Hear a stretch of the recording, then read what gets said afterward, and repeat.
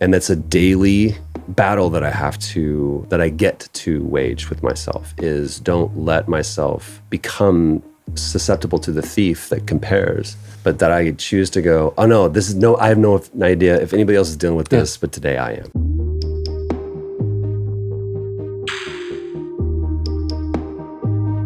This one I carry with me every day. Oh, you have it? Yeah. Yeah, dude.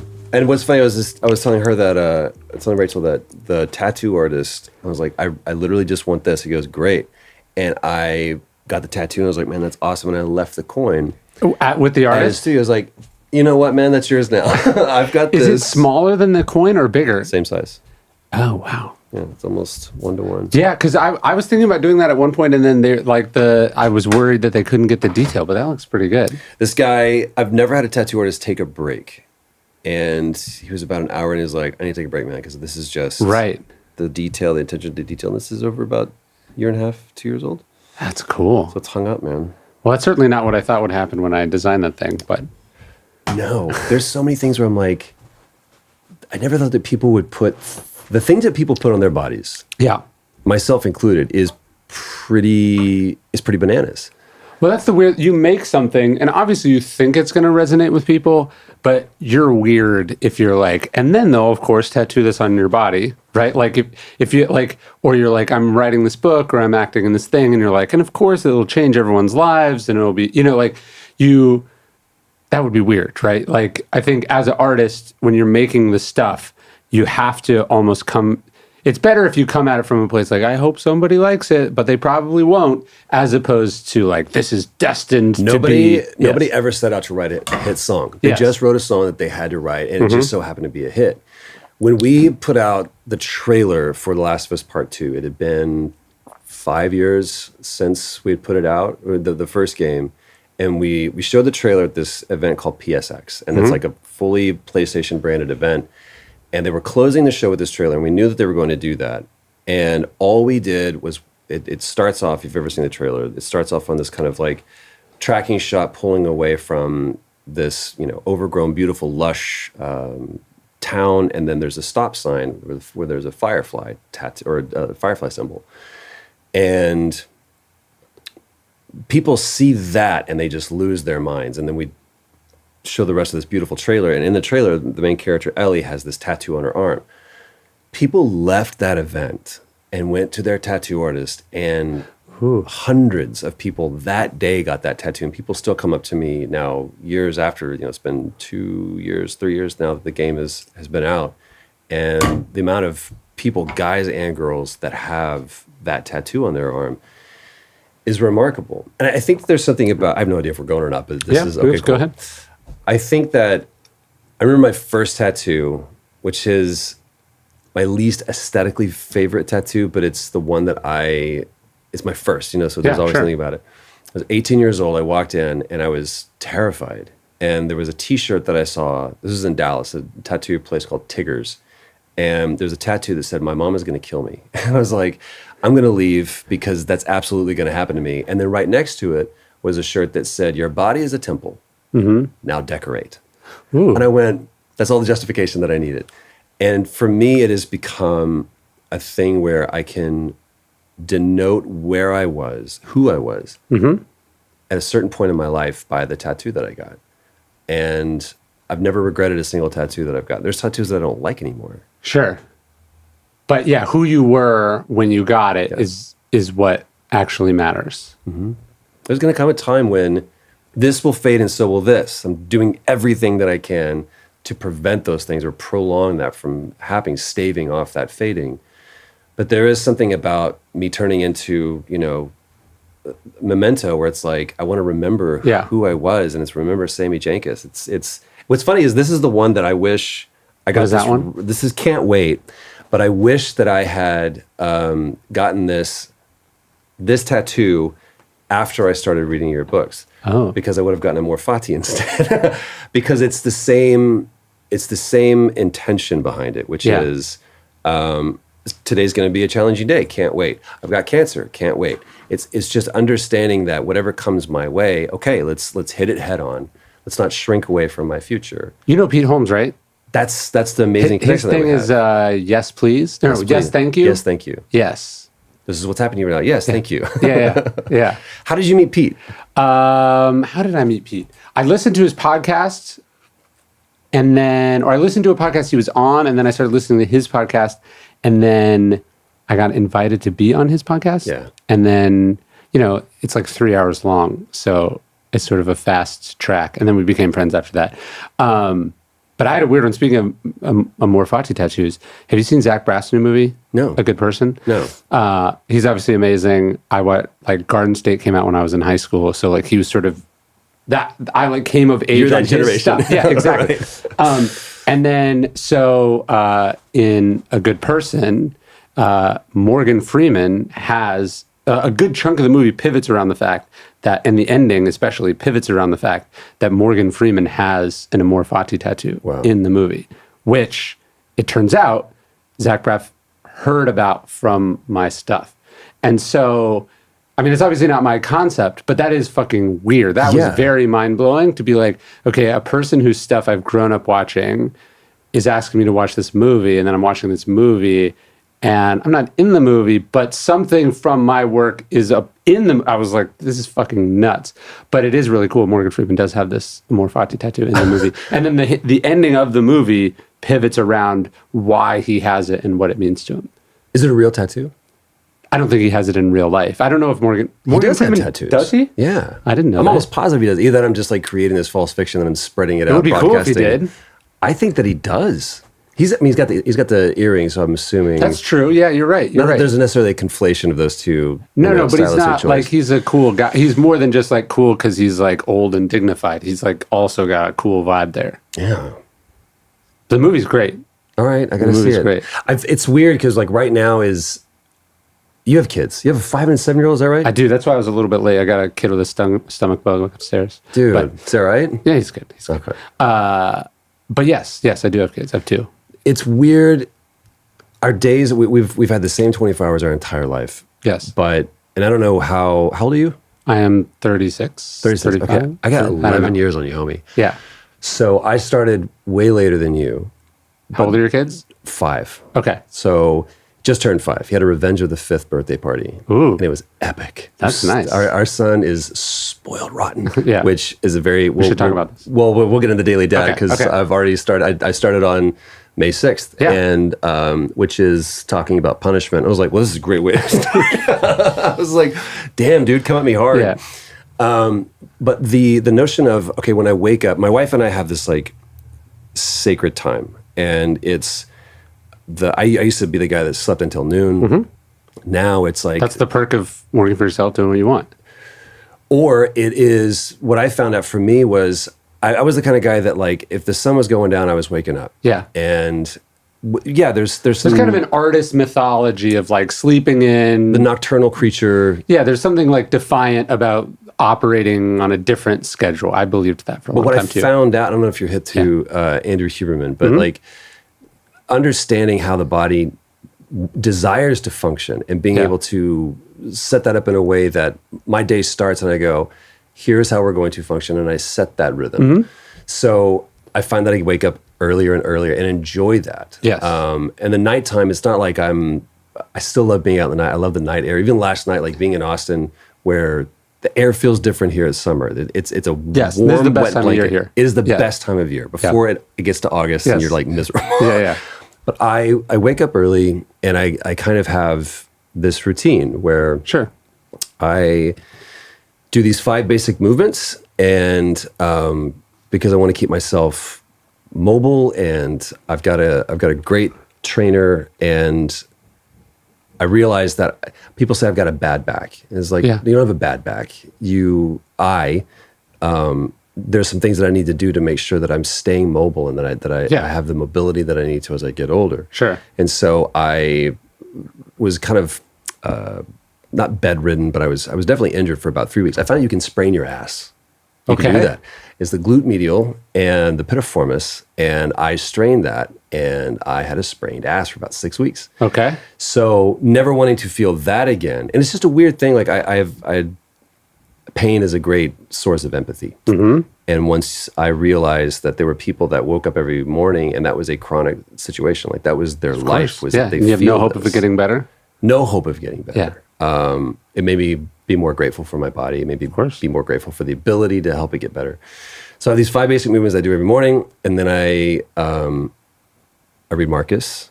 Right now, I'm also reading Seneca, and I'm reading Daily Dad. Oh, amazing. And I kind of bounce between those three. And then in COVID, my weird habit that I picked up was I started learning French. Ooh.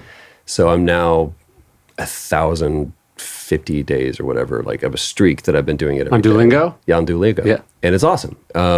It finally figured out how to gamify learning a language. I've got a friend of mine that lives here in Austin, and she's doing Japanese, but we're like in a league together. So it's the nerdiest way to learn a language, but it's awesome. And then I get my first cup of coffee, and then my wife kind of finishes what she's doing, and then we come down and we just kind of get our day together. And then how early are we talking? This is all happening. Typically 6 to 6:30. Okay. Are kids awake yet or no? No. Typically, Traveler wakes up around 7:30. Okay. If he has to go to school, he may sleep until 8 if he doesn't. But he's at the point now where it's come down the stairs by himself. Ooh, that's nice. It is also still terrifying for me. Of course. But it's really funny when all of a sudden we just kind of get this glimpse. He's got long Mowgli blonde hair down to his butt. And so we just got this like naked dude standing on the staircase holding a random stuffed animal and just looking at us going, I was like, dude, get down in here. Yeah. But this like sacred time that we have to just check in with each other and figure out what we have to practically do for that day. And then the rest of the day belongs to everybody else. And then we get a little sliver of time at night. Yeah. So it's those like sacred times that we covet. But it's so all of this to say, like, I want to watch the Zach Braff movie. It's really good. But it's like, it's the finding of those times. I watched it on the airplane. That was like the only time Planes I are could when watch I catch up on shows. The problem is it's terribly, terribly sad. So I was like weeping on this flight by myself, which was, weird. But it's a beautiful movie. A couple things come to mind from this. So one, Marcus Aurelius, they think, has some sort of like stomach ailment. Like he has this like something's wrong. We don't know exactly what it is, but we can imagine him being sort of a chronic pain dude. And there's some argument or some belief that he's like hooked on opium. Cool. Cool. That is not knowing what it was. They were like, here, this will make it better. Sure. And so there's some speculation even that that's where some of the weird kind of beautiful mystic passages of meditations come from, is he's like on opium. Sweet. So I think that's interesting. But what I think about with that morning time is like, if I carve it out, if I start things off on the right foot, if we have a little time together, I get my shit straight, I'm sort of intentional about the day, then like I've more or less already succeeded and everything else is extra.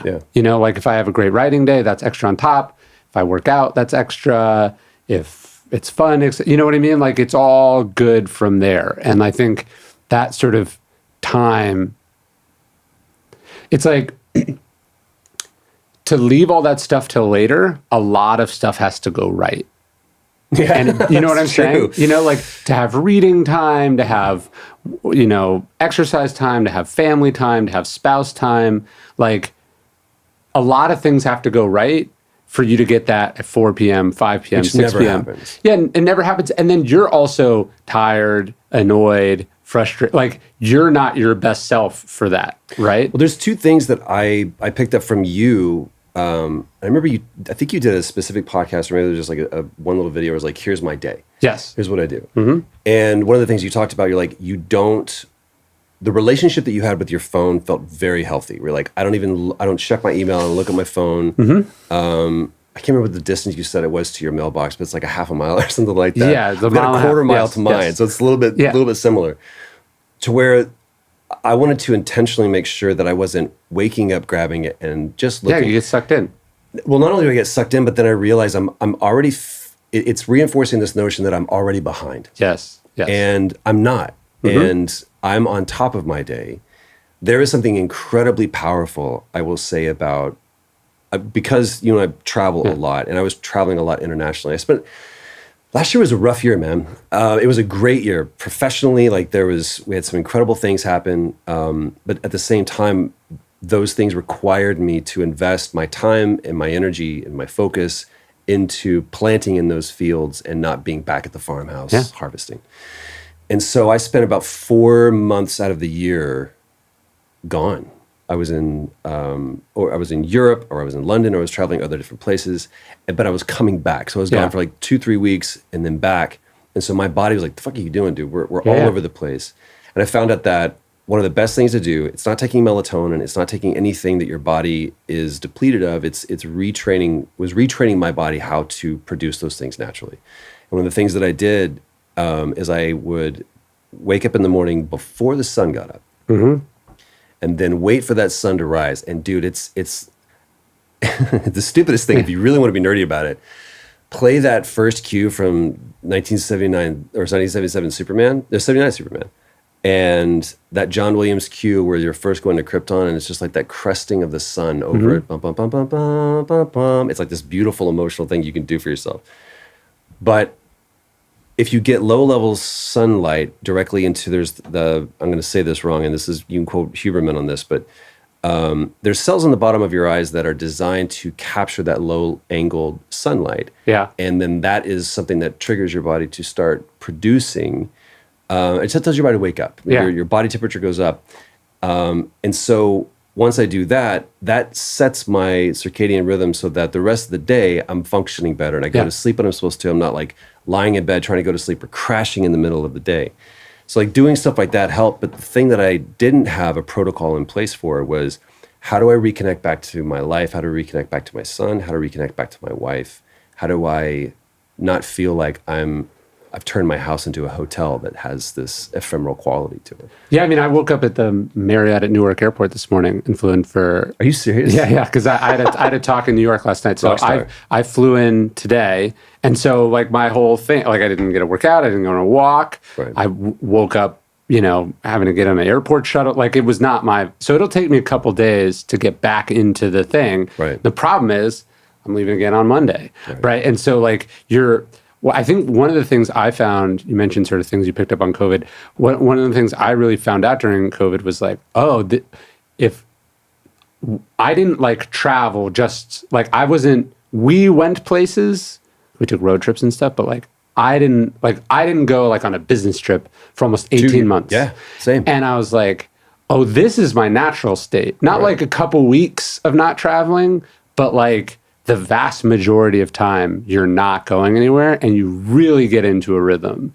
And I've been thinking about that recently. I just wrote about this, I think, for Daily Stoic. I don't know if it's come out yet, but I was thinking about how like one of the things that I felt during the early days of COVID was like that I had so much time. You know what I mean? The day suddenly felt so long, right? Because there was fewer things you were doing. You were obviously felt like no one was doing anything.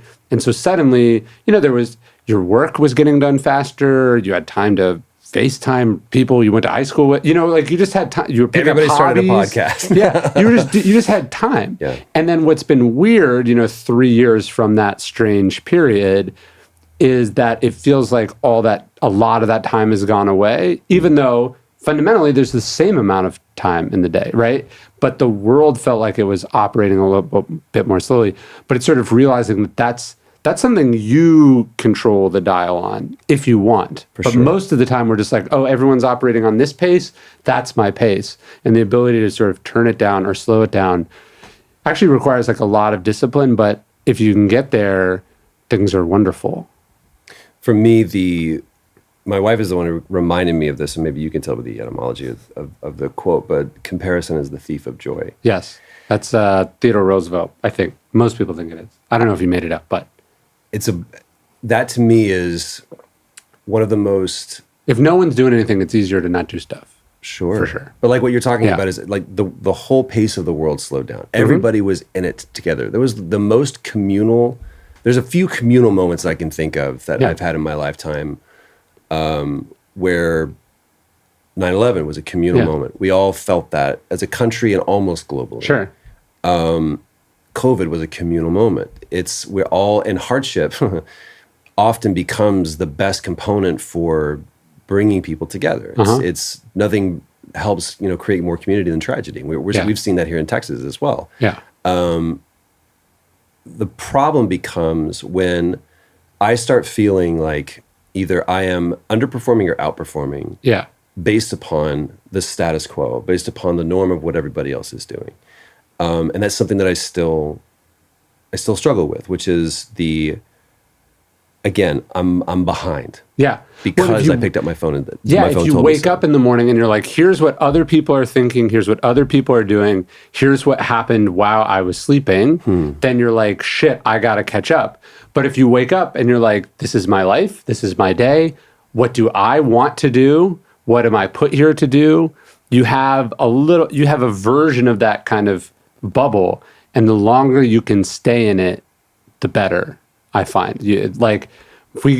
I wake up, I don't touch my phone, take the kids for a walk, we get outside, or if, like say I'm traveling, I get up, I go for a run, I work out, and you're 7 a.m. and you're like, I already did some stuff. Did a lot of shit this morning. Yeah. And it wasn't out of, there was no urgency to it. There was no insecurity to it. There was no distraction to it. There was just presence and experience and fun and gratitude. That's wonderful. That's what you want to do. Gratitude to me is the key, because what I can have the tendency to do is start feeling obligation. Yes. And I think that someone pointed this out to me, where every new protocol, every new behavior feels false, because it is. It's not, there is some feeling of, I'm not dancing, I don't know how to dance. Yeah. And I've taken dance classes before and it always feels weird. I picked up drums again because Traveler's showing some interest in drums. And so purely for him, I got a drum kit. I've played on it every day. He's looked at it. He thinks it's awesome. But this is an instrument that I've been playing since I was 12 years old, but of course have not devoted my life to it. I've devoted to other things. So it now feels false. It feels weird, feels uncomfortable. But the more that I do it, the more, oh, that's right, I remember this. And there is a physical sense memory. But somebody pointed out to me this way, where it's choice leads to pattern leads to behavior leads to character. And over time, there's things like getting up early in the morning, man, that was not my gig at all. Right. Now it's who I am. No matter where I am, I do this weird thing where even if I'm in a hotel room, I don't use the blackout curtains. It feels weird. I will keep them just slightly open so that when sun shines in, then I'm awake. And I'm allowing that to kind of trigger me. It's really weird if you're in Vegas because there's just always lights. But I just don't like to feel like I'm isolated and cut off, even in it's like my own little nightlight, I guess. Well, it's funny when you have kids, right? You take them to the doctor, and the first thing they're doing is giving you these statistics about where your kid compares to other kids, right? They're in the 90% height profile and the 30% weight profile. And you think about, obviously there's some medical reason for this information, but it is inherently playing into this thing. We go well, I got to have a taller kid. Their arms aren't long enough. They're giving you information about where your kid stacks up against other kids in a thing that is largely out of either of your controls, right? Completely. And that is, I think, sort of a metaphor for parenting as a whole, right? If you just had a kid and nobody else had kids, you wouldn't be 6 is when they better be reading at a certain level, right? You would just be obviously at some point they'll get it. Did you ever get hit the Bluey? Okay. If you're a parent and you're not watching Bluey, Bluey's great. It's pretty incredible. Yeah. It's very poignant in the same way that Bugs Bunny cartoons were for kids, but they're also for the adults. This is completely different humor and style, but the notion of there's the walking one. It's when are they supposed to walk? How quickly are they supposed to walk? It's all just made up shit. It's all made up a lot over time. I had what would be classified as a panic attack. We were literally sitting down for dinner, and I think Pam was pregnant at this point, maybe. But we're sitting having dinner, and all of a sudden, I just kind of felt man, my heart was starting to race a little bit. Had an Apple Watch, and so I looked, and I was sitting down, and I watched my heart rate go from 84 to 98, 101, 110, and I got out the door when it was at 120.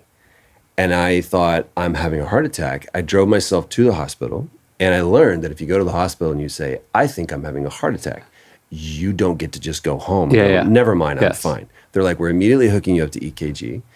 Come in, and the doctor there is, they're always like the most, you could be walking and holding your own head. They're like, well, what seems to be the problem here? Super calm. And he's like, hey, he goes, Troy Baker. Like, yeah, he goes, you a video game guy? I'm like, I am. He goes, man, I'm just playing Last of Us Part 2 right now. I was like, this is not the time to have that moment. We'll get there. And he goes, I see you're wearing an Apple Watch. I was like, yeah. He goes, you told me what your heart rate was when you came in. Is that how you knew? He goes, yeah. He goes, did you watch it go up? He goes, yeah. He goes, let me walk you through the timeline. So the second that you become aware of your own heart rate, it jumps up at least 10 to 15 BPM. Yeah, sure. Because now you're heightened by that, so it's increasing even more. Now you said you ran out the door, you got into the car, so now you're in a panic state, which is increasing. He goes, just the mention of going to the hospital is going to increase it. He goes, so what happened? He goes, when's the last time you had a cup of coffee? I was like, and I traced it back. I was like, oh, I did. I had this cup literally of coffee. as it was happening? Well, it was several hours before. He's like, give your body time to process this. But it's going again to that notion of the comparison thing, where just by the sheer notion of something telling me this is where I'm at, and me thinking that's bad, literally had a physical effect on me. So what do I do with my son if I have this notion where I think that he should be doing X better? Yeah. It's really hard because my son is incredibly, remarkably astute and intelligent. I think I still got a great kid. But it is, I see myself, man, we could jump into so many different spiderweb tangents of this conversation. But bottom line, it took me, I'd love to talk about how I got into Stoicism, but apropos to this specific thread of the conversation, it took me a long time to come to be able to say this statement with honesty. My parents were doing the best they could. There was nothing that needs apologies for nor forgiveness. They were doing the best they could. They were given a system, and those systems, some served them, some didn't. They tried all of them, probably tried to come up with some new ones. Those worked, those didn't work. But they were doing the best that they could. It is now incumbent upon me as a parent to not only do the best that I can, but make sure that the best that I am giving Traveler is the best for him, not the best for me. And systems that I was given will work, and what systems I have the ability to. I was telling a friend last night, if I look back 6 generations into my family and saw that every male in my family line had cancer, but I had the ability, it would stop with me. I would get cancer. But it would stop with me, and Traveler wouldn't get cancer. I would do anything in the world to do that. Of course. That is anger. And that has been the through line for my family. Is anger. And I think it's remarkable that Marcus continually talked about, more than anything, getting control of his anger.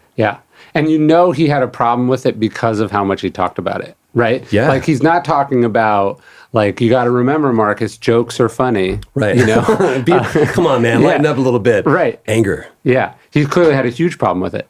I think it's probably the thing that one of the things he returns to most. And you got to imagine, first off, he's looking, so Hadrian, the emperor who sets in motion Marcus eventually becoming emperor. There's a story where Hadrian gets mad at a secretary who messes something up, and he picks up a pen and he stabs it in the guy's eye. Just like, that's the level of power and indulgence that the Roman emperor could get away with. The story is that he obviously feels bad about it after, and he goes like, I'll give you anything. Like, I'm so sorry, I'll give you anything to make it better. And the guy just says, can I have my eye back? And which is, I think, a poignant reminder that, like, the things that we do out of anger cannot be undone. But you think about what Marcus could get away with, and what would be tolerated. The fact that he's, like, sort of considerate of this at all, I think deserves some credit. But then maybe you think about, if it's getting back to him that he has an anger problem, how bad is his anger problem, right? So, I think it's sort of, it's important that we don't see the Stoics.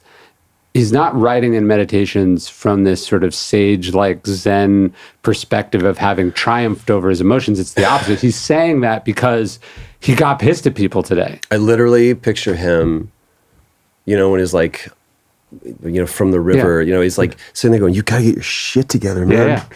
When there's a passage towards the end, he's like, you're an old fucking man and you're still doing this, and you realize this is not teenage Marcus putting down rules for how he wants to be.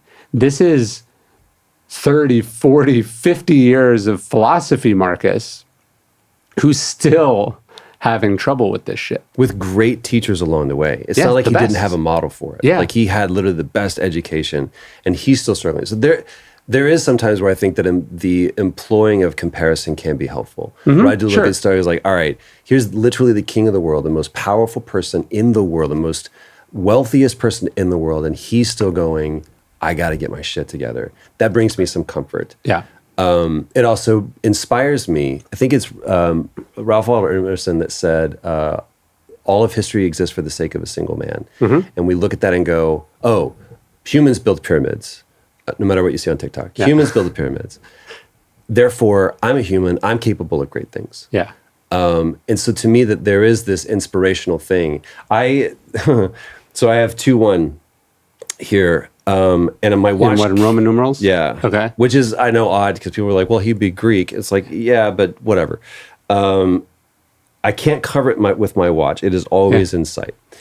I was in the middle of a project, and I've never had a fight with a co-star. And I found myself on the streets of this city in the middle of a fight with this co-star. Like a literal fight? Not like a fist fight, but yelling. Yeah. And and here's the problem. I was right. Yeah, sure. I was right. I could walk you through chapter and verse how I was justified in my anger, justified in my argument. But I could point out chapter and verse the fallacy of their argument. And we ended up walking in separate directions back towards the same hotel. Like, you can take a cab, I'm walking.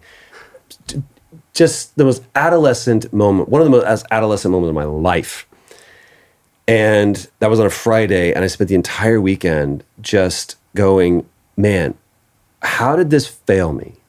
Years of doing this study, this practice, waking up every morning and reading Marcus and meditating on this, reading your books, listening to the podcast, this whole thing. And again, comparison, all of a sudden I found this parallel between, okay, so I was raised in the church and there was a system that was given to me where here are the tenements that you live by. Here's the belief system. Here are the 10 commandments. And at one point, those, I said, failed me. So I played 52 card pickup with my entire religious and philosophical beliefs and says, what else is out there? And that's led me to this journey. Yeah. But what I realized is that those systems didn't fail me, nor did I really even fail them.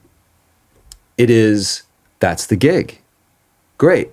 Start all over. So what I did was I brought out and I went all the way back to the very beginning of meditations. So is that 2:1 in meditations? Yeah, man. I wake up every day and I read it. The people today you will meet are jealous and surly and stupid and annoying and blah, blah, blah. All of these things happen to them because they're ignorant of what is good and evil. But you or I who have seen that the nature of good is beautiful and that the bad is ugly. Yeah. And that my kinsman, the same nature exists in all of us. And to me, it's not just, this is what I learned from that passage, entry, whatever, is he woke up that morning and that was a real thing for him. It wasn't this sage-like, Zen-like pontificating. It was like, yo, man, you need to begin every day by telling yourself you're going to meet the person that's going to piss you off, frustrate you. And I understood then that anger comes in many different flavors. And there's the anger that was demonstrated to me by my dad, which was yelling, and that's how you asserted power, was by whoever was loud as one, or throwing things, or there's a physical demonstration of anger, or there's the very passive, what I did, which was I grew up and I was this gangly, awkward teenager. I was never going to win a fist fight, but I will eviscerate you with my words. I will cut you down. So there's the verbal anger. There's frustration, where I've seen it in my son, where if I get frustrated, I see myself in him. I see this mirror of myself. He goes, oh, come on. I'm like, you got that from me, 100%. It's like a Christmas story. Where'd you learn to curse like that? Yeah. I couldn't tell him it was from them. Fudge, but only I didn't say fudge. I said the real thing. Yeah. All of those systems, I realize I'm like, oh, this is how I'm now imparting them unto him. And there's some things where you can't put the genie back in the bottle. I can't put the this has been you'll hear me do this a lot. In therapy, my therapist, I said, like when you find yourself, they're like, who, me? I went, what? She goes, you said you. Are you talking about me or are you talking about yourself? I was like, no, I'm just talking about people in general. She goes, why are we bringing people in general? I mean, they're not in this room. It's just you. What do you do? Right. And you know how everyone's exactly like me and has the and we can just all kind of bring everybody down to my level real quick for a minute. Makes me feel way better about myself. Again, the comparison thing. With all the conversation circling pronouns right now, which I believe that we should be having those conversations. It's a very easy conversation. Doesn't matter. Yeah. There's nothing that needs to be debated. Yeah. Whatever somebody needs to be called, feels they want to be called, chooses to call themselves. That's what if you said, hey, my name's Gates McFadden on Star Trek, love the show. That's not her name.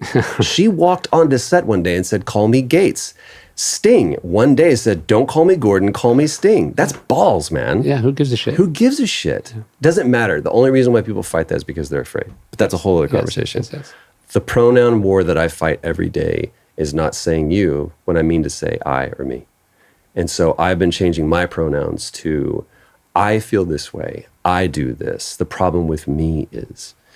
And that's a daily battle that I get to wage with myself is don't let myself become susceptible to the thief that compares, but that I choose to go, oh no, I have no idea if anybody else is dealing with this, but today I am. I was joking with someone the other day that my wife and I fight about pronouns all the time because I never know who the fuck she's talking about. She's always like he or she or they. And I'm like, you didn't introduce a name of a person first. You have to say Steve was doing X and then you can pick up he from the who are we talking about? But my favorite part of that Marcus quote is towards the end, right? Because it begins, actually, when I was on the Daily Show, he asked me if I had like an inspirational quote that I would replace live, life, love, or live, laugh, love with. And I said that quote. I said 2-1 for meditation. Did you really? Yeah, because I think it's funny, right? Because it begins so darkly, right? The world sucks. People suck. Your day is going to suck, right? It lists all the shitty attributes of the people and the worst people you're going to will meet today. And then it kind of about midway through, it takes this surprising turn, which is he goes, but you can't hate them. And he says you can't be angry with them. Yeah, you can't even be angry with them. And he says, and you can't let them implicate you in ugliness. And he says, we're made to work together like two hands or two rows of teeth. The upper and lower rows of the teeth. We are made for cooperation. And so I think that it's like what that quote gets at is, I think, actually is itself kind of a microcosm of Marcus Aurelius and Meditations, which is at first glance, it's dark and depressing and resigned. And if you only skim the first part and you don't let the second half sink in, you get the wrong impression.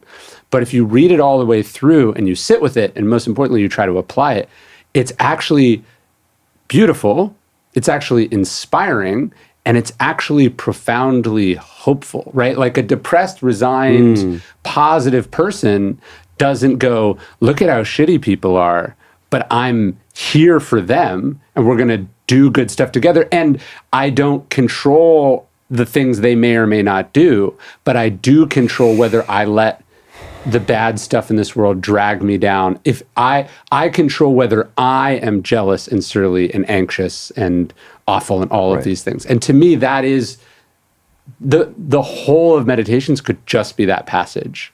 That to me is almost the perfect definition of Stoicism as a whole. There's also this notion of you chose this. I chose this. Yes. If these people are in front of me, because at any moment I can abdicate. Yeah, you can quit. I can abdicate my throne if I want to. Yeah. But if I showed up, this is the gig. So I have forfeited the right to complain. Yes. I knew going in, these are the people that I'm going to meet. Mm-hmm. So remember. Or just stay in bed today, right? You just stay in bed. Yeah, exactly. Just don't do anything. Yeah. So that is why, I love that that's the reason that literally that's great. The second I got back, I was like, I got to get this because I need to look down and go, and it's on I'm right-handed dominant, Traveler's left-handed. We think, who knows? Yeah. I'll let him decide. But this is on my weak hand. Yeah. And to me, that is reminding myself. That's why can't wait is on my hand that I greet you with. It's like, I can't wait. So these two things go hand in hand, or wrist and wrist, rather. Well, there's something where Marcus talks about that in Meditations. Maybe you missed it. But he talks about how he's practicing using the reins, holding the reins to his horse in his non-dominant hand.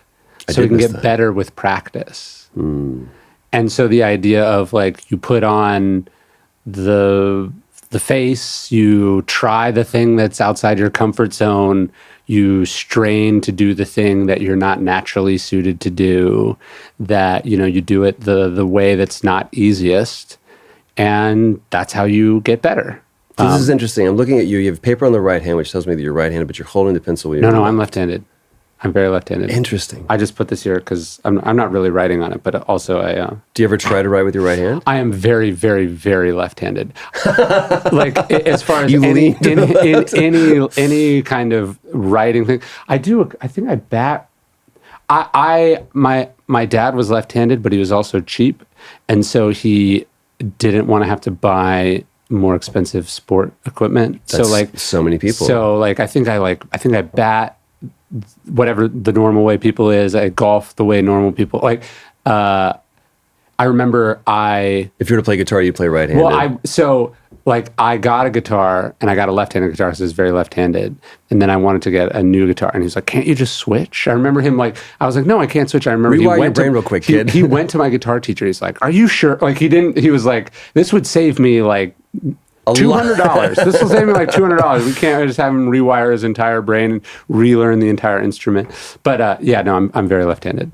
Interesting. Yeah, but that is it. I remember early on there was some like my son was using his right hand, and it looked maybe like he was left-handed at first. And I remember going like, "Are you sure?" And then my wife was like, "Why do you have an opinion about this?" And I was like, "You're right. Why do I have an opinion about this? It not only like it is what it is, and are there some benefits they think, creatively to being left-handed? Maybe. But like pretending to be left-handed doesn't give you the benefits, right? Like it's literally, it's like you're either wired to be, what I mean? Like geniuses choose green, but you didn't choose that. Yeah, it's like in Fight Club, sticking feathers up your butt does not make you a chicken, right? Like pretending to be left-handed doesn't give you the benefits of being left-handed.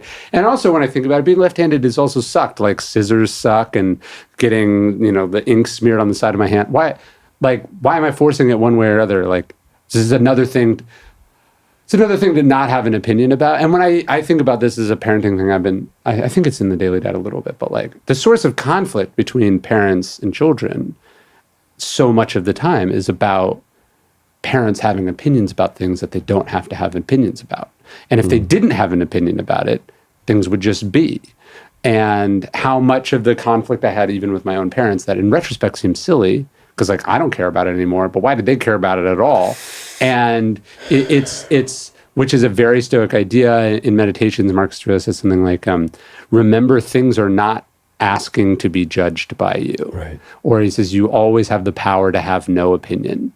And I think parenting is done wrong. The opinions about a bunch of shit that it's not your call, like what their sexuality is, what sports they like, who they like, why do you care? Like, why do you care? Why do you actually have a strong opinion about whether your kid can dye their hair or not? Is it because there's some legitimate health reason not to do it? It's certainly not going to affect their employment. They're 7, you know what I mean? Or whatever, or 10.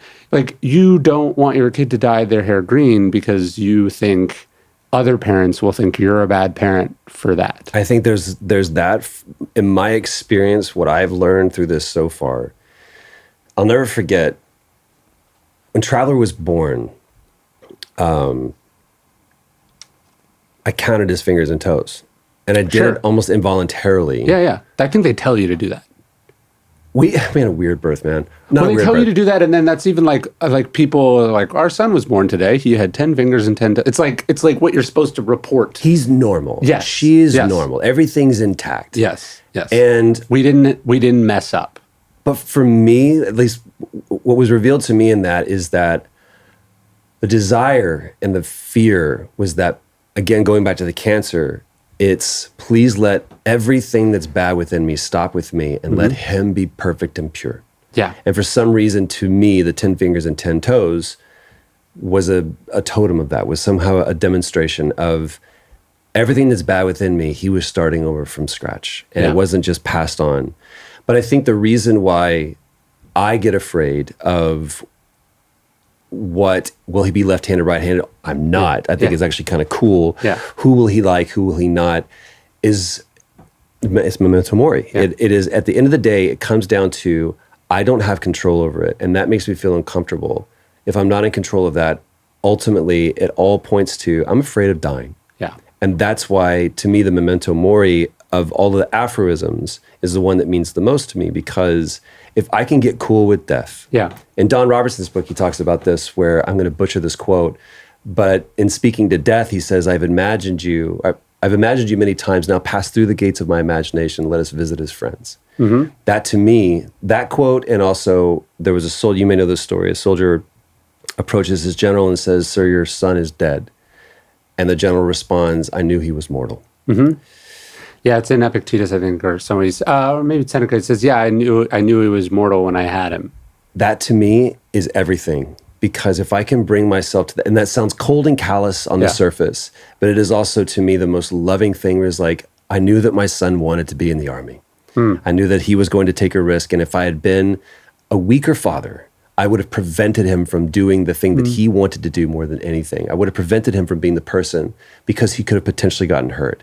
But I allowed myself to assuage my fear enough to not stand in the way of him becoming the person that he wanted to be. Mm-hmm. And I knew that, and I accept that, even if it means it is the most crushing, horrific reality that I can possibly imagine for myself. I knew he was mortal.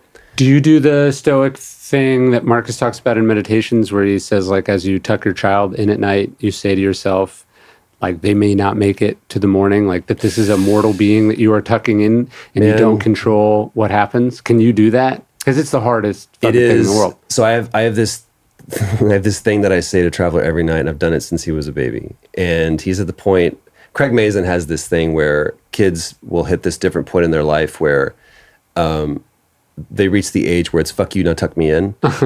And it's this, I don't want to be around you. I don't want the hugs. I don't want anything, but still tuck me in. It's I still need you to be daddy. I still need you to be mom, but I'm still my own person. Yeah. And there's elements of fuck you, tuck me in that Traveler already has. And it's whenever I say these words to him. And that, to me, is, I have this like weird superstition, like I'm gonna knock on the door 3 times to make sure, because if I don't do that, he's gonna stop breathing. And so there is a version of that I do, where it's like, I understand that today was a gift, and I'm not promised the same gift tomorrow, but if I get it again, I will ravish and ravenously enjoy it. And I think about it, it's like, so why am I trying to wrap this up? You know what I mean? Like, to me, the idea of meditating on this thing, which I think you do privately, I don't think you need to let your kid know. But you might die. We used to say that to each other. I don't think that's the right way to do it. But I do think there is something in, okay, if I know that there is some night that you're going to do that, and it's going to be the last time, either for you or for him. For you or for them. So why is it that you're saying you won't read one more book? Like, why is it that you're saying stop fucking squirming around? Like, why are you saying you got to call? Like, why are you not just letting this unfold as it unfolds? Like, if you truly understood that you only get to do this a certain amount of times, why would you try to rush through it? Because what are you rushing towards? You're rushing towards the last time that you get to do it. It's because I'm afraid I'm going to be a bad dad. I'm afraid I need to exercise and learn new systems that allows me to be a better parent than, and I don't mean this as a disparagement against my dad, but the system that was given to him was, because I'm your father, because I said so, I have this assumed inherent authority over you. Yeah, and that bedtime is this time, and if you are not in bed by this time, then you're doing something wrong, and I'm allowing you to do, like, there's just this whole identity. This arbitrariness. You're a bad kid. Yeah. And the thing that Pam and I were very quick to dispel from our vocabulary is, you're not a bad kid. Mm-hmm. You're not a good kid. Yeah, you're just a kid. You're just a kid, man. Yeah. And he has 0 responsibilities right now. Our pediatrician is amazing. And he said, I'm going to give you one piece of unsolicited advice. He goes, you have one rule, not many, one rule. You tell your kids you can do whatever you want. But the second you hear me say your name, you stop doing that thing and you come to me. Instituting rules for a 2-year-old is just the totally most unfair. Sisyphean task ever. Everything's incumbent upon me. It's my job to provide for him. It's my job to and we tell him, it's like, what's our number one job? He goes, to keep me safe. It's like, that's all I got to do. Yeah. So if I tell you to stop doing something, why am I telling you to do it? Yeah. Because I'm not keeping you safe. So his job is to be 5. Yeah. And that's it. Yeah. It's not to learn all these tenements and responsibilities. Be 5. The fact when he falls, we every bruise that he gets, we're like, dude, way to go, man. Way to go. You did good today. It's like, oh man, it was so gnarly. Look at my knee. So how did you come to Stoicism? Oh man. Have you ever broken up with a friend? I suppose, yeah. I have broken up. I've had relationships go south, and I was a serial monogamist, as a friend of mine told me. So I would jump from one relationship to another. With friends? Or no, like you mean romantic relationships. Relationships. But I'd never broken up with a friend. And this is 2016. You don't just ghost, you actually have a breakup? There was a breakup. And which I'm weird, man. I went into, this is a separate thing, but like I was the guy who called my agent. I was like, hey, can we have a meeting? They're like, yeah. So I went to the new office, and then I was like, hey, so I'm out, and we need to find an exit strategy that is to change agencies? both. And they're like, wait a minute, nobody, you email us. I'm like, you hired have me to your someone face? else do it for you. I'm going to do it to your face. Yeah. But this was a relationship that there was so much anger there, and I realized, I was like, oh, here's what's happening. I am preventing you from being the person that you are trying to be, and I'm allowing you to prevent me from being the person that I want to be. So instead of us getting frustrated at each other, this relationship is no longer, it's run its course, and I'm out. When I did that, I didn't realize that I had made this person the linchpin in my entire social network. Oh. So once I removed that linchpin, I'm now untethered to that social network. Right, they got all the friends in the friend divorce? Yes. And so all of a sudden I find myself lost. And I hit rock bottom, man. It was the darkest that I've ever been in my life. And there are pools of thought that I began swimming in that I was like, I might need to reach out for some help. So I found myself in Glasgow, Scotland. I do a lot of Comic-Con conventions, and it's really cool. It's a great interaction. I get to hear like things that I've been a part of, what it means to people, and I get to share in that community. But then also you get like the hotel bar conversations, to where it's like people that you never would have thought you would have been across, or just kind of random people come into my life, and I get to commune with them for a little bit, and then we're on to our own thing.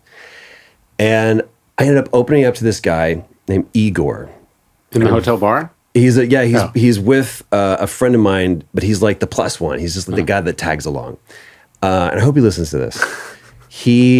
We're talking about different stuff, and he goes, have you ever read Meditations? I was like, yeah, I've meditated before. And he goes, no. The book. Meditations by Marcus Aurelius. And I shit you not, I was like, are you talking about the guy from Gladiator? Yeah. He's like, that was a real emperor. I'm like, I'm going to allow myself to be the stupidest person in this conversation openly. Yeah. So please teach me. He's like, here's a book. He showed it to me on Amazon, and he goes, it's $4.99. It's the blue Dover Thrift Edition.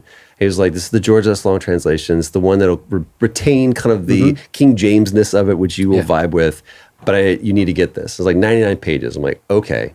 I get this book. I get home. The book's waiting for me, because we live in a magical world where things can get to us in 24 hours. See, when I bought Meditations, I had to buy 2 other books to get free shipping. It was this long ago. Cool. It was this, Sweet. Amazon Prime did not exist yet. Otherwise, you had to pay an arm and a leg to get it. Yes. So I get this book, and I made this, I don't know why, but I always had struggled with telling people, if they said, have you ever read this? Yeah, absolutely. Yeah. Have you ever seen this? Absolutely. Yeah. And a few years before then, we were in my apartment, and some friends of ours, we had just all auditioned for this Aliens game. And it was 3 of my closest friends, and we're like, man, I really feel like I want to rewatch Aliens. I'm like, yeah, let's rewatch that classic movie. And so we walked, and from my apartment, you could walk outside, go across the street, and on the other side of the street was a Blockbuster. And so we get Aliens, we come back home, and we sit down and we pop it in, and title screen comes up, and I press pause like, I just want to let you guys know I've never seen this movie before. Yeah. And it came out like I blurted it out. Yeah. And what I realized in that moment was that the joy that people get to be there for the first time is one of the greatest. It's like, oh, I don't want to watch this. I want to watch you watch this. And so I found this new joy in humbling myself. Instead of pretending and saying, I want to watch this. So I decided to make this commitment that I wasn't going to just burn through this book. And I was like, I'm going to take time. And there's this old Far Side cartoon where Gary Larson drew this kid with this really, really small head. And he has his hand up. He goes, "Teacher, can I be excused? My brain is full." And I said, I will either stop when this book stops me, or I will only read an entry a day. Yeah. And so it took me 18 months to get through meditations. And there's only 2 books that I've read, 3, including a graphic novel. Why the Last Man, believe it or not, didn't cry in the road. The book or the movie? We don't talk about the movie. We'll talk about the book. Okay. One of the best opening lines in a book, if the child was not the word of God, then God never spoke, is one of the best lines that Cormac McCarthy has ever written. City of Thieves. If you've never read City of Thieves, David Benioff. It's a wonderful story about his grandfather. Half fiction, half not, and you don't know which is which. But I got to the end of that and I cried. And I got to the end of Meditations and I cried. Partially because the aspect, you talk about the beauty of it. Spoiler, he dies. He dies. The last one. He talks about that though. Yeah. And talk about departing this life satisfied. And I was like, that's the goal. Depart this life satisfied. And he talks about being an actor, which I thought was pretty cool too. Where he says, don't 3 acts. Yeah. Curtain. And don't get upset because your time is done. You did your thing. Get off stage. It's done. It's okay. I was just talking to someone about this the other day. Like, the more you read meditations and the more experiences you have, you pick up different things. So like it took me till the pandemic to pick up on this fact that as he's wrapping up meditations, he gets probably the plague. Like, he knows that he's dying, and he has to send his son away because they can't be near each other because he can't let his son get the plague. And so you just think about like the period on the sentence of all of the things that Marcus goes through. However flawed Commodus is, and Commodus seems to be about as bad as Joaquin Phoenix's character presents him as. It was his only son that was still alive, right? Yeah. He buries all these children, and then in his last moments, because of the job, and then because of, as it was in COVID, it was during the Antonine Plague. You die alone. Yeah, you die alone.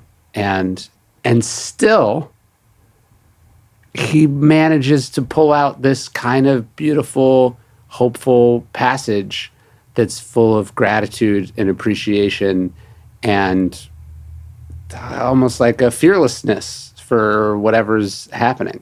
That's practicing what you preach, I guess. Are you familiar, like, what's attributed to be his last words? Yeah, go to the rising sun, for I am setting. What I've heard was, and now if you will grant me, I will take my leave and pass on ahead of you, which is, the other one was,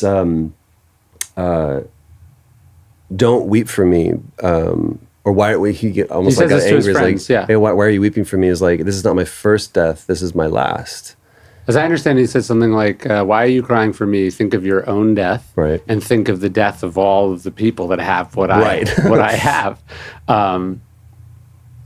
But yeah, and you know what Antoninus's last words were? So Marcus's stepfather. So basically, they think that you have these last words, and then there's sort of this last word. Either it's made up, or it's some sort of part of the transition from power. The emperor kind of says some word. This is what you say when you die. Yeah.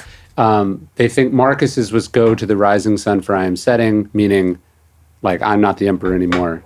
Go to the rising sun. Yes, but Antoninus's last words was equanimitas, which means what? Equanimity, or stillness, or poise, or peace. And so, yeah, there's some kind of, like with your last breath, kind of a how do you sum it all upness to it? There is that notion with me that I hope, by the way, I have to say it's incredibly intimidating, and the conversation about comparison, it is incredibly intimidating to try to quote or even remember in front of you. So I'm acknowledging that. Yeah. Well, we'll play video games after this and we can go the other way. I'll school you. Yeah. There is that romantic notion within me, and maybe that's something that I need to surrender, where it's when I come to that point. By the way, the first copy that I have of Meditations is the Dover one. Yeah, it's in my safe. I love first editions. Yeah. I'm a book collector. It's been my souvenir wherever I go in the world. I go and buy a book, and I've got some really cool ones that I'm proud of. One is a first edition of F. Scott Fitzgerald's play The Vegetable, and in the card it says that it was received so poorly by not only the audience and the critics, but including the director himself, who left before the end of the first production. And I'm like, I have to buy that because to know that you can go write the great American novel and then write a piece of shit. Yeah. There's both of those. The capacity isn't within both of us for goodness and just utter shit. But that first copy is, the cover is worn, the pages are, it's been used and it's all marked up. And there's something that I hope that when Traveler, whether he's 40 or 14 or whatever, decides that's now his copy, and it sits on our safe, and I've done the dedication to him, which is a message just between he and I, but it's also like, I want you to know, just like I have these tattoos, this was my first underlying. Yeah, sure. So if I were to go back through and read it now, there's all sorts of stuff that would stand out to me, but this is the thing that hit you. And I did it in one color. It's like, I want yours to be a different color. Oh, that's beautiful. What's going to hit you when you read this? Well, I have a leather edition that I'll give you that might stand up a little bit better. Yeah, dude. Because mine, I have the paperback of the Gregory Hayes translation, which is the one that I love. And that's the more modern translation, is that right? Yeah, it's for the modern library, but I think he it's not King Jamesy. Yeah. It's very sort of poetic. And there's some people they dispute, certain things, they don't like it, but I think it's whatever. It's like you got into whatever music you got into, right? So I love that one, but mine was really starting to be worse for the wear, and so I decided I would start fresh. And so this leather one is great. I'll give you that. But you can think about this like, where's Marcus's copy of Epictetus, right? Does he have the exact same discussion with Commodus, and then Commodus probably doesn't listen at all, but maybe he gives it to one of the other sons that don't make it. But yeah, the idea of like, this thing changed me, and every time I come back to it, I'm different because I was changed by reading it the first time, and then I'm also different because of the things I went through, and you kind of never come back to the same. You never come back to the same book. You know what I mean? I agree. Because you're not the same. The book is not the same. The world is not the same. And there's this kind of really cool process of returning to the same ideas over and over and over again, because they're not really the same. I think there's this misnomer, and I've had this conversation with my brother-in-law, he's a blue-collar scholar. He's an incredibly intelligent person, and where he's decided to devote his study, practice, whatever, is within more of the fundamental beliefs of the Bible. Yeah. And I'm ravenously devouring content from all sides of different things, because I do love discourse. I love debate. Sure. But I think there's this misnomer that anything that ends in an ism is somehow a religion. And the thing that I found for me that was revealed to me through this is that this is as much of a religion as a diet. It is a practice. It's a protocol. Sure. Yes. It's a way of thinking. It's a way of operating. But it is not a religion that is venerating. I have a tendency to venerate these people like Epictetus and Seneca and like my rock stars would like be going all the way back to Zeno, and it's like, how cool is that? And there's these stories that I've helped propagate and learn and have loved discovering about. And maybe I do fall into the same pattern I did when I was reading about the disciples and everybody else who was in the Bible. The difference, though, is that this doesn't replace anything of that. It builds upon, or it goes alongside. I was going, my first reading, I started reading Meditations, and then I would go over to Alan Watts. And so I was like doing this East and West thing and seeing the crossover between There's a similar vibe. There is. It's a completely different approach to the same thing. And I can see how the thing that I love that Alan Watts did was that he would talk about it. He's like, first you need to understand the history of this. And so the very first part of the Way of Zen is just kind of in the same way of like the book 1 of Meditations is like, I'm going to go through and acknowledge all these people. But if you want to understand why the importance of this is critical to and foundational to understanding the rest of these chapters, know who these people were in my life, why he thinks his stepfather, why he thinks all of the people, some of the people that even tried to hurt him, what he learned from that. Sure. That's an incredible forward. I have a tendency to want to skip past that, but sometimes I wonder, because we don't actually know that he wrote it that way.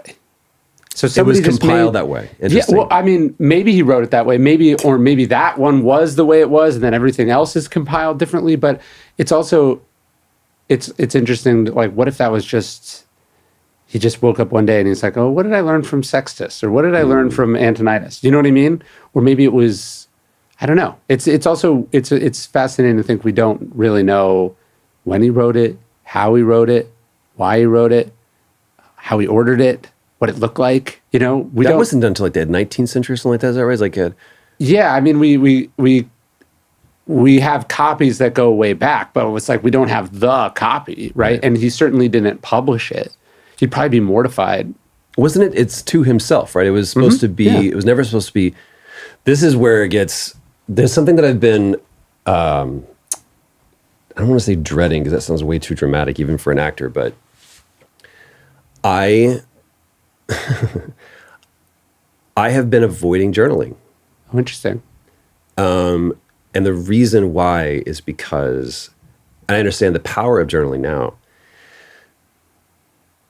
even writing down my thoughts, there is ownership in them. And so there is this incontrovertible reflection of my thoughts that if I keep them just up in my head, not even myself has to recognize them. And there is this, again, this weird comparison with Marcus never wanted people to read this. Well, what if he wrote 50? What if he wrote 500 more entries, and we only saw the ones that we saw? Yeah. Maybe they got rid of all the bad. But even still, that's not the point. Yeah. And it's something that obviously you talk about exhaustively, about the practice of doing this. And I was like, yeah, I should do that journaling. And there's a lot of people that's like, I'm going to do my daily devotional. Yeah. And even Daily Dad is very much of like, here's a bite-sized thing. Read this, take it in. But I love vinyl because there's a relationship that the listener has with the material, that it's finite. You know, after 22 minutes, you're going to have to get up. And if you want to continue the experience, you have to flip that record over, put the needle down, and begin side B. There's I never listened to side B of Joshua Tree for like years because I just loved Where the Streets Have No Name, With or Without You, all of that. That's all that I wanted to listen to. So before it would flip over, I would rewind, or I would just drag the needle over to the very outside edge. And then I was driving and I had the tape, and like in old tape players, for you young kids who don't know, you didn't have to turn the tape over. It did this auto flip thing. Yeah. And so all of a sudden, I didn't press stop, rewind, or whatever fast enough, and I started hearing... Oh, wait, there's other good songs. Red Hill Mining Town. And that became one of my favorite U2 songs. And when they came back through LA, they did this world tour where I'd seen them on every tour but Joshua Tree. And so they did this 40th anniversary of Joshua Tree.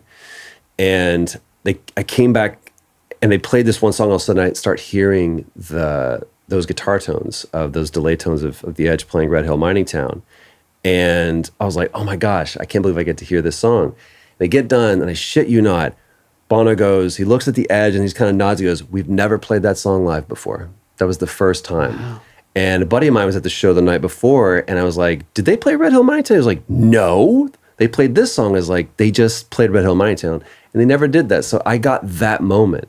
And so I think about all the other things where, because I won't allow myself to have a relationship with that, what am I missing out on? What's the Red Hill Mining Town moment with journaling that I have that maybe I do want to preserve, that to be able to look at my tattoos and go, man, I don't like necessarily this, but now I can appreciate it because that has grown into this. I don't like the colors of this. I would never do that again. But how grateful I am that I have that written down as a marker to remind myself of the person that I was, if for no other reason than to measure the growth of where I'm currently at. I have a funny Bono Stoicism story. You want to hear it? Go. So there was this guy, he's like a studio head, and he read some of the books and he wanted some like marketing advice or media advice or something. And so I flew out to LA and I was meeting with him and he was like, I want you to meet my wife. So he took me to dinner. What's the hotel everyone has dinner at? One of the fancy hotels, like Beverly Hills something or other. The Beverly Hilton? Yeah, maybe. Yeah. I don't know, some fancy hotel. Or whatever, yeah. And so we're sitting there and like Bono is sitting at a table like down the row or something. And he said, do you want to meet Bono? And I was like, sure. And so he's like, okay. And they're apparently friends. And so he like walks me over and he's like, Ryan, this is Bono. Bono, this is Ryan. He's like, Ryan wrote this book, The Daily Stoic. He writes about Stoicism. Have you heard of him? And he was like, no. And I was like, why did you do me that? Yeah, why did you do me like that? Like, you don't know. So that my Bono story is him being not acknowledging my existence in any way, as of course he should not. But the Schrodinger moment that you lived in for that moment, you were like, this could be the time when Bono goes, I love your book. No, I knew it wasn't going to happen. It should have just been, this is a regular person off of the street meeting you, Bono, not a presumed mutual you heard of him? appreciation. No, you didn't think so either. Go back to the table. I'll be back in a minute, like kid. People go like, what do you do? And you say like, I'm an author. And then go like, what books have you written? And then you're just having to tell them in this moment something they've never heard but of. It's way worse because no one ever does it that way. They ask you in the strangest ways, like, anything that of yours that I would have read? Yeah. I have no idea. What's your taste? What do you like? Yeah. What would I? You're an actor. What do I know you from? Yes. I have no idea. I've never lived your experience. You tell me. And a lot of times. So it was that, but with Bono. But with Bono, that would make me shrink away so bad. There was this moment where there was a person who came out and was like, hey, can I tell you about something? And I don't remember what it was, but it's something I didn't want to hear about.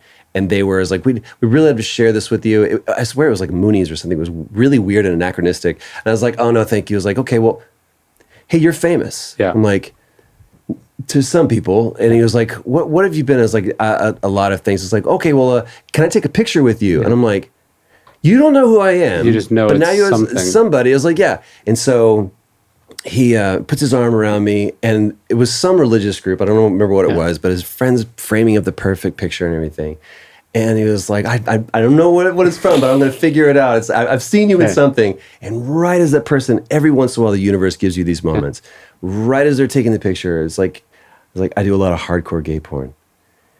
And the person just looks at me, and you just get this picture of the fan. I was like, just have fun explaining that moment to all of your friends. I had a humbling version of this at the airport yesterday. I'm like sitting there waiting for my flight. I'm like leaning against the counter. This guy walks by and sort of makes eye contact with me. Then like 3 minutes later, now he's like walking directly towards me. Sure. And he's like looking at me in the face. So I'm like, okay, like I've been recognized and this person's going to like say something to me or whatever. But it's like a part of what you do. And it's always weird and uncomfortable. But so I kind of go to like start shaking his hand. And then. Can you tell me where the restroom is? Yeah. He was like, are you in line? Like I was like leaning against the counter for the gate. No. It was totally just like I was in this person's way. It's the worst version of when you think someone's waving at you and you're like, yes, I'm just gonna do the hand behind my back thing. And I was listening to music, so I was kind of zoned out. And like, because you just get used to people like in regular life, people don't pierce your bubble, right. And then except usually if either you actually know them or they think they know you from this thing. And so the ego goes, of course, like your ego. It was just this sort of subconscious moment. What I took from it, besides just the awkwardness and funny, was like there's some part of the ego there that's existing in the world, going, people know who I am, right? Except for Bono. Yes. Well, no.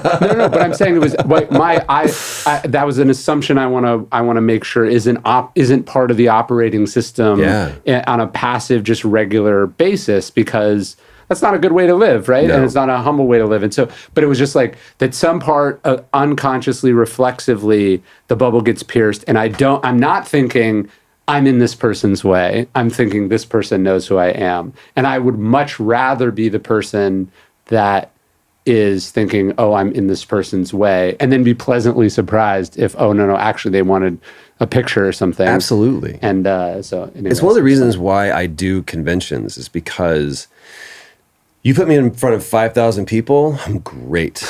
The one-on-one is a real struggle for me. And especially when people are saying, and typically no one's going to wait in line to say something. It's comfortable. The terms are agreed upon. Yes. Who is who, what is what, why are we all here? But there's still an awkward commerce because it's like, I have a finite amount of time to tell you as much about myself and for me to tell them as much about myself. Yes. So it's just this weird commerce because there's a lot of people that are trying to do the same thing.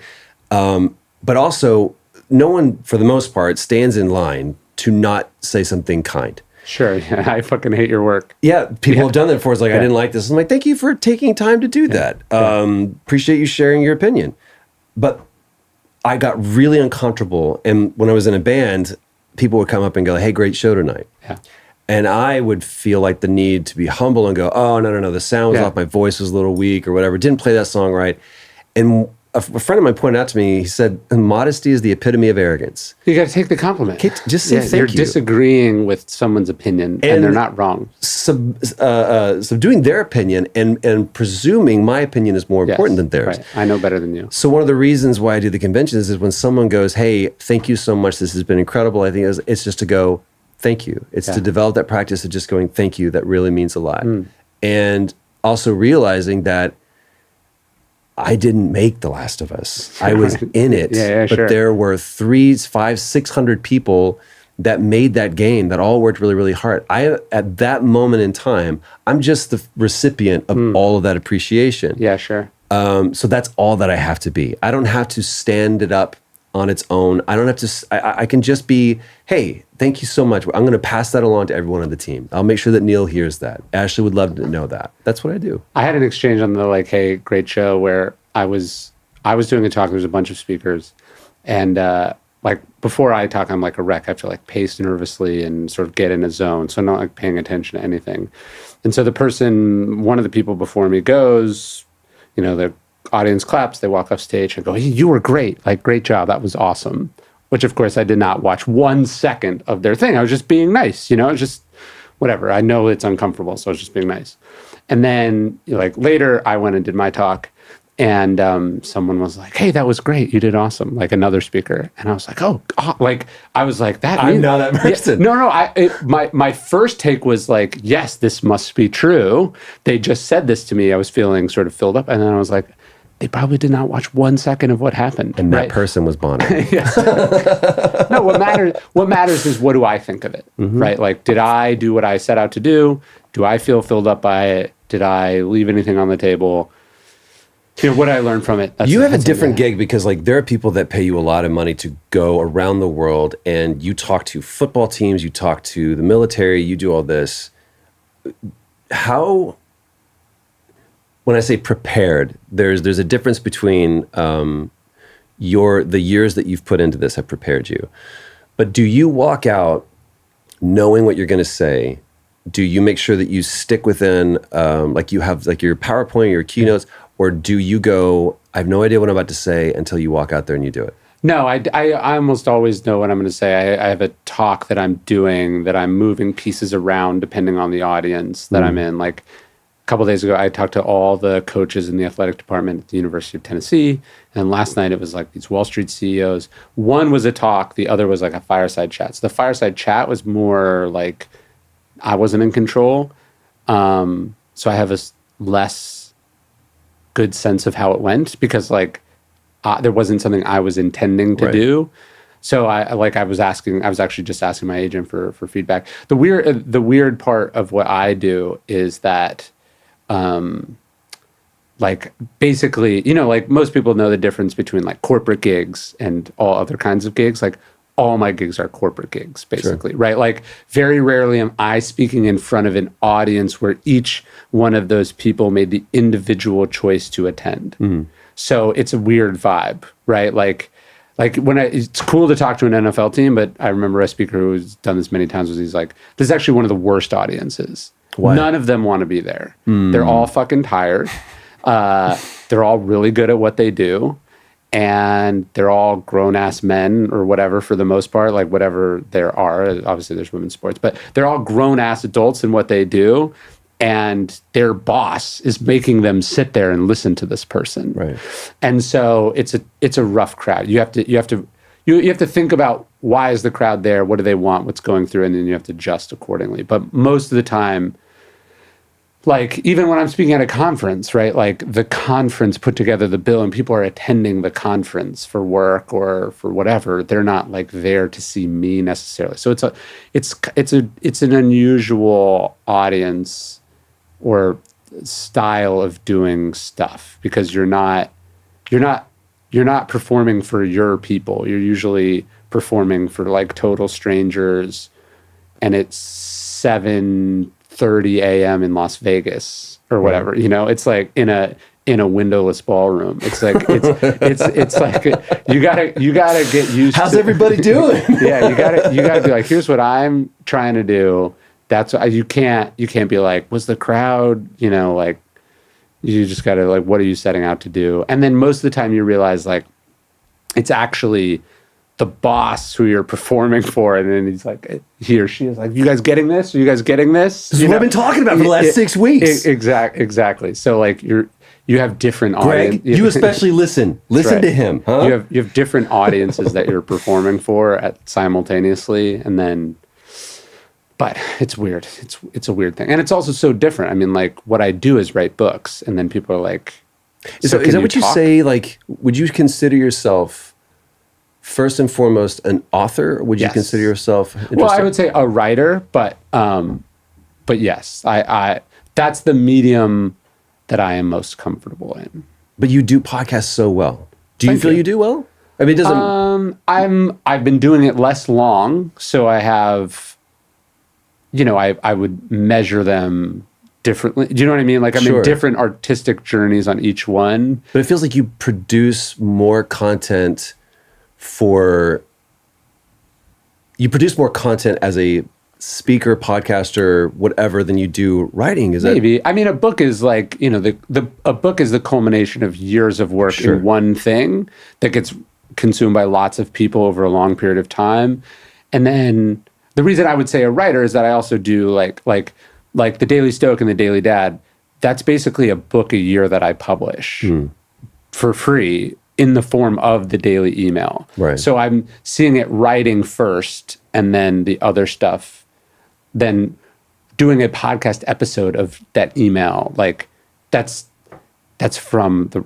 descendant from or derivative of the writing. Sure. Then interviews. I mean, I definitely feel like I've gotten better at it. And I've definitely gotten better at speaking. You just do it a lot of times and you get better at it. But then video, straight to camera stuff, that's obviously been its own journey. But like that's more like I identify as a writer and I identify as a reader, but I understand and am interested in reaching people who have different identities, if that makes sense. Makes perfect sense. Like I don't, at this point, it is the luxury of the books having done well, but at this point, I don't really care how the idea is consumed. It is interesting because you're such a strong advocate for reading. Yes. And I think you even talked about this because the first one that I read, Obstacle Was the Way was the first one that I read, but I say read, it was done as an audiobook. Yeah. But I remember it was on the 405 and it hit me where like, you should be reading. I'm like, dude, you're doing an audiobook right now. I was like, am I cheating? I think that there's different ways. Like I've read, but I ended up listening to How to Think Like a Roman Emperor because there's a great book. And carried at the bookstore. Don's such a great dude. He's a very sweet dude. Delightful voice. I know this the best part about him listening to the Scottish brogue. Yeah. I love the way that what's funny is, so I started reading Meditations, And then a buddy of mine who's a big YouTuber named Jacksepticeye turned me on to How to Think Like a Roman Emperor. And then that led me into The Obstacle is the Way. Oh, interesting. And so it's like there's been this weird concentric circles of, and then that led me into reading Seneca. And then that, so it's like there's been this constant pinging off of different things to, because when you start talking about someone's like, I don't know, who's Zeno? I have no idea who you're talking about. Did you read Lives of the Stoics? Not yet. You just referenced it the other day, I think in the podcast. I was like, okay, I got to get in that. But this is something that for me, there's a private practice that somebody can have. There's something I can do in my private life. Like if I go to the gym, that's going to impact. It can't impact my work. Doing performance capture in video games, the luxury of it is you don't necessarily have to be camera ready. You don't have to look great because they're going to make you look awesome. Yeah, sure. They're going to put that character model on whatever body you have. Right, That's why you wear the stupid You're just like suit. bones. I'm just bones. Literally just a skeleton. Yeah. But I treat it the same way that anybody else would with the film because there was this one role that I did, this game that's coming out this summer called Fort Solace, where I play this character who's a medical officer, but there's a big confrontation with the other lead, played by Roger Clark, and we have a couple fight scenes. And I was like, the thing that I want to be about this guy is he looks docile and very passive, but if that dude were to take his shirt off, you're like, I had no idea that was underneath there. Oh, sure. And so I started training that way. And again, I got a great trainer that walked me through, and I was like, I told Dan, my trainer, I was like, this is what I want to do. And so we developed a program that would allow me to have that. But the reason why I bring this up is whatever I do, if I get in the gym or if I have a diet, that's really kind of for my own personal edification, for my own thing. But the thing that's inherent to all actors is how do you submit yourself to as an actor, how do I submit myself to a process where the gig is to take criticism? The gig is to be told what you're doing is wrong, and I'm going to tell you how to do it better, even though a majority of the time I'm wrong. Yeah. And what you did, so many times there's a take or a line or something where we go back to the first one. It's like, that's what it is. I'm like, well, we did 50 other versions of this. Yeah. Why don't you just listen to my taste?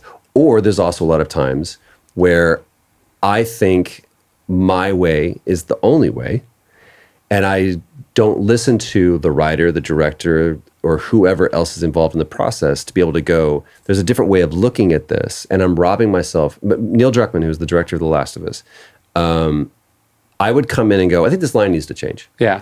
And he goes, he tolerated that for a while, and then finally goes, why don't instead you let your first reaction to be come to me and go, what about this scene, this character, or this story do I not understand? Oh, sure. And then if we go, okay, I understand all those things, but I don't understand how this line speaks to that. He goes, then we can change the line. Interesting. So I've said that to my editor before. I was like, how could you possibly be giving me these notes if I haven't explained to you what I want the book to be? Like I was like, your job is not to make my book what you want it to be. Mm-hmm. Your job is to make my book what I want it to be and to tell me when I'm not doing that. Now, sometimes maybe I don't know, and we can have a discussion about what that is.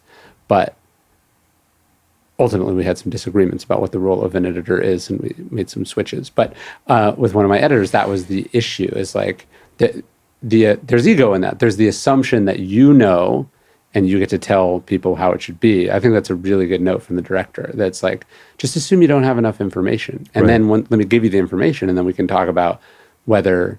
Once we're on the same page, then we can decide whether this works or not. Or, oh shit, you know what? You're absolutely right. It doesn't speak to that. We need to change that. Right. Yeah. There's plenty of room for improvement, but you got to know what the thing is. There's this one job that we just wrapped up on, and there was a specific line of dialogue that I really, really pushed back on, because when they first pitched the whole story to me,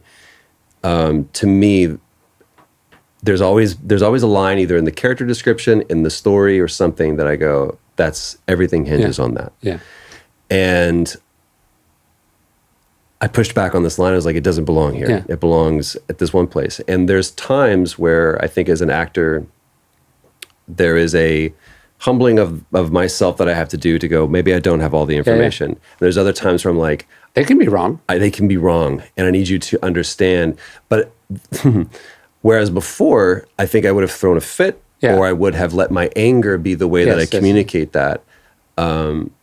These precepts and waking up in the morning and holding that time sacred has really been able to help me, as a dad and also as an actor, as a director, be able to go, what's the best way? The other, one of the tattoos that I have, there it is, the Hegelian dialectic, which is not actually attributed to Hegel, but it's not actually him, where this circle represents the thesis, my point of view.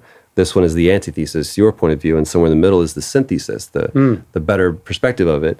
And I drew 2 points in a straight line to represent get to the solution as quickly as possible. Get to that as quickly as possible. So my whole goal, I'm not an actor, I'm not a director, I'm not anything other than I'm a storyteller. Yeah. That's my whole thing is I'm here to not only tell my story, but I'm here to help you tell your story. So if my focus is how can I help you tell your story. So what is the story? Let's just figure that out, and then we can work together. Yeah, I was just reading like they were going to have Jim's character in The Office cheat on Pam, and he was like, no. It's a betrayal of my character. Exactly. And so you have to, obviously the actor that thinks they know more than the writers is going to not last long on a show, but also like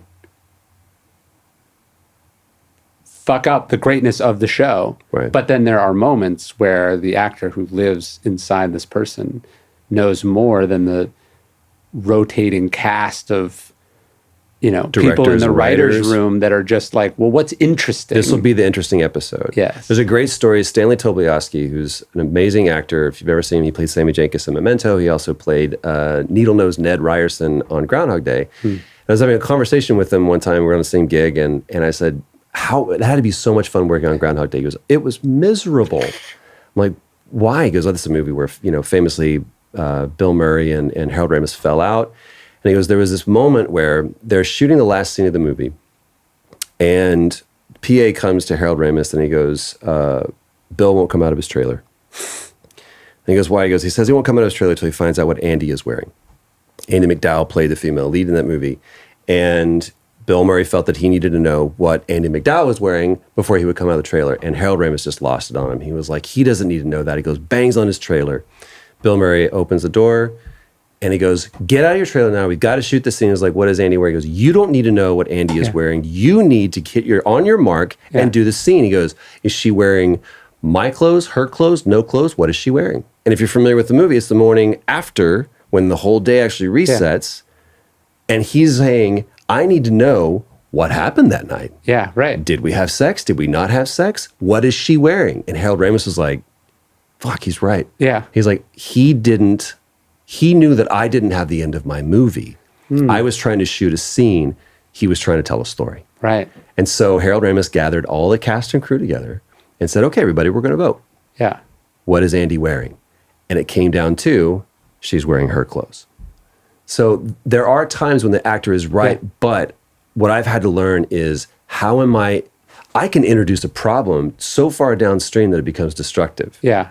So just because I may be right, how am I implementing that information? Am I being a team player? Am I helping other people tell their story? Or am I just going in and shitting in the pool and now everybody has to get out because nobody can swim? It's the weirdest sign you'll ever see on this wave. You've had diarrhea in the last 24 hours, don't swim in this pool. That's amazing. Dude, this was awesome. Man, I agree. Thank you so much for having me. Of course. It's my pleasure.